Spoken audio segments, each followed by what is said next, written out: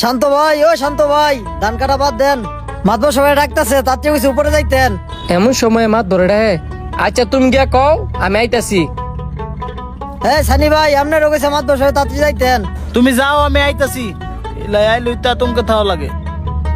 মাতবর সাহেব কইছি আর আইতাছে। না আর বিষয়ে কোনো কিছু কইছে তোমারে? না, সুন্দর মতোই কইলো আর আইতাছে। বুঝলাম না, ইলে অসময় আইলো। নিশ্চয়ই কোনো মতলবে আইছে। আসসালামু আলাইকুম মাতবর সাহেব। ওয়ালাইকুম আসসালাম।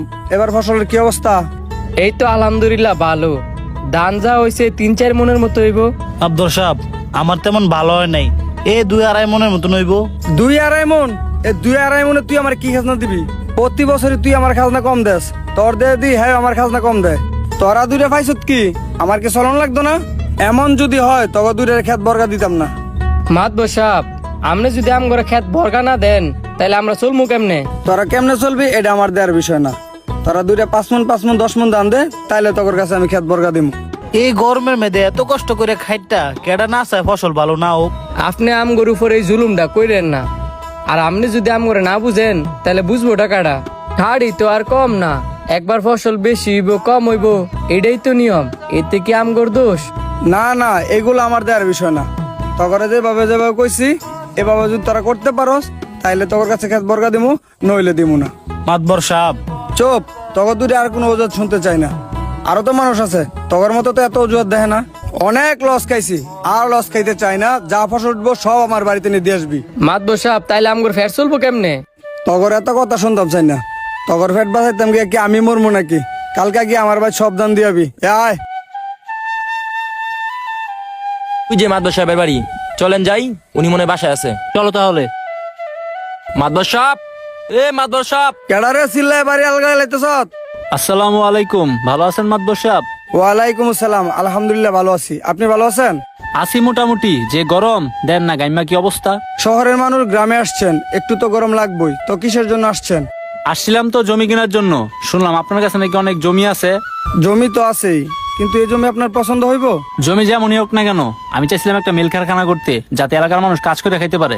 ঠিক আছে চলেন তাহলে আমার পশ্চিমের ক্ষেতগুলো আপনাকে দেখাই। আচ্ছা চলেন।